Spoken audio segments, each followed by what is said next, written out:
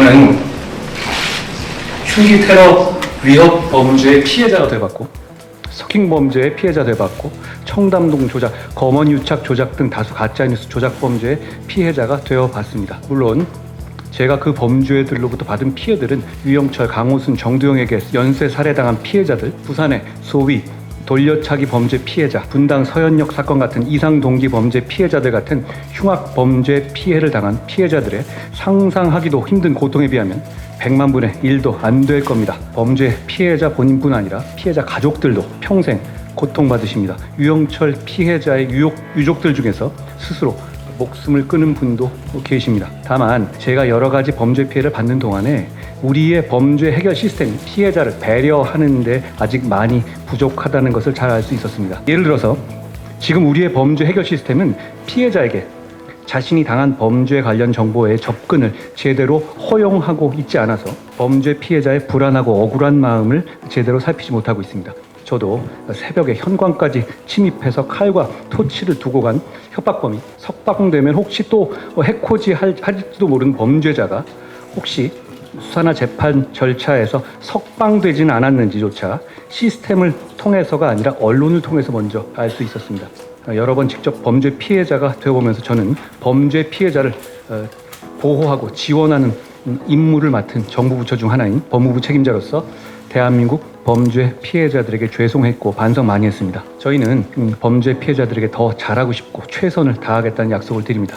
범죄 피해자가 가해자의 수감 등 상황을 알고 혹시 모를 추가 범행에 대비할 수 있도록 통지 절차를 실질적으로 운영하는 것, 범행의 전말을 자세히 알고 피해 회복을 잘 할 수 있도록 가해자에 대한 수사와 재판 기록을 필요한 범위에서 쉽게 열람, 복사할 수 있게 하는 것, 범죄 피해자 지원을 신청할 때 피해자가 제출해야 할 첨부 서류를 정말로 필요한 것만으로 최소화하는 것, 범죄 피해자에게 스마트워치를 지급해서 가해자가 접근하는 것을 즉각 알 수 있게 하여 안심하고 일상생활 할 수 있게 하는 가해자 접근 알림 시스템을 만드는 것, 서울이 아닌 지방에서도 범죄 피해자 지원 상담을 손쉽게 받을 수 있게 하는 것. 여러분께서는 이런 아이디어들 어떻게 생각하십니까? 현실에서 제대로 구현될 수만 있다면 분명히 범죄 피해자에게 많은 도움이 되는 좋은 제도일 겁니다.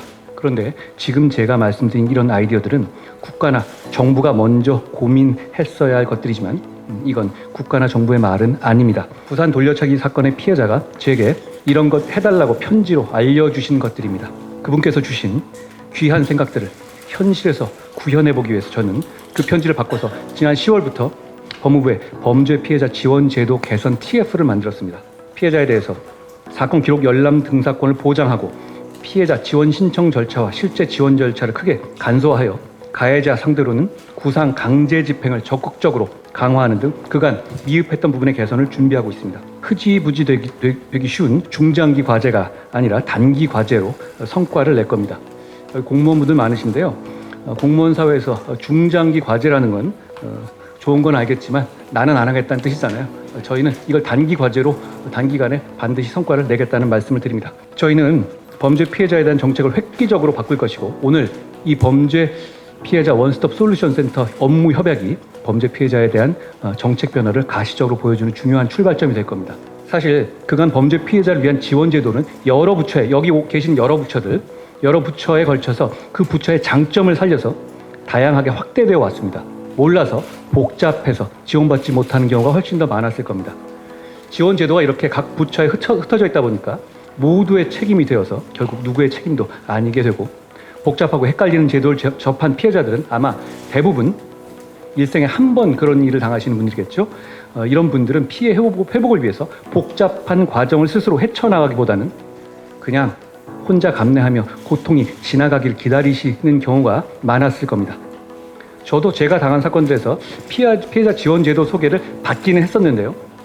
좀 복잡하다 보니까 결국 아무것도 안 하게 되더라고요. 따져보면 참 유용한 제도들 저희가 많이 운용하고 있는데 말입니다. 그래서 법무부는 범죄 피해자들께서 보다 편리하게 지원을 받을 수 있도록 관련 부처와 범죄 피해자 원스톱 지원체계 구축을 위한 논의를 지속했고 그 핵심 과제 중 하나로 다양한 지원을 물리적으로 이렇게 한 공간에 종합적으로 제공할 수 있는 원스톱 솔루션 센터 신설을 추진해 온 겁니다. 원스톱 솔루션 센터는 범죄 피해자 지원 기관 간의 최초의 물리적 결합일 뿐 아니라 한 곳에 모여서 시너지를 내므로써 피해자들에게 보다 나은 솔루션을 제공하게 될 겁니다.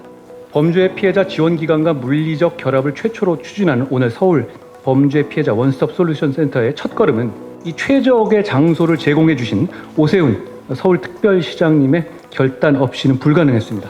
서울 범죄 피해자 원스톱 솔루션 센터가 들어설 바로 이 장소는 서울의 중심부 접근성 좋은 교통의 요지에 위치합니다. 다 아시다시피 서울의 부동산 가격 상황 고려했을 때 오세훈 시장님의 결단이 없었다면 교통이 불편하거나 한쪽으로 치우친 지역으로 원스톱 솔루션 센터의 위치가 결정될 수도 있었고, 그로 인해서 범죄 피해자들의 접근성이 열악해질 수도 있었습니다. 오세훈 시장님과 서울시 관계자분들께 감사의 말씀드립니다. 정부는 이곳에서 범죄 피해자들이 다양한 지원을 편리하면서도 체계적으로 받을 수 있게 하고 서울의 원스톱 솔루션 센터가 전국적 확대를 위한 모범 사례가 될 수 있도록 노력할 겁니다. 앞으로 대구에서도, 광주에서도, 부산에서도, 대전에서도, 울산에서도, 인천에서도 범죄 피해자들이 원스톱 지원 서비스를 받을 수 있도록 준비하겠습니다. 교과서에서 보면 모든 사람의 인권은 똑같이 중요하다고 하고, 대한민국의 법무부 장관인 저는 그 말에 반대할 수가 없습니다. 그러나 피해자의 인권이 먼저냐, 범죄자의 인권이 먼저냐라고 묻는다면 저는 단호하게 피해자의 인권이 먼저라고 답하겠습니다. 국가는, 그리고 정부는 1초의 망설임 없이 피해자 편이어야 한다고 생각합니다. 그 단호한 마음으로 이 원스톱 솔루션 센터를 만들고 운영할 겁니다. 범죄 피해자분들이 평화로운 일상을 되찾을 수 있도록 최선을 다할 겁니다. 여러분 고맙습니다.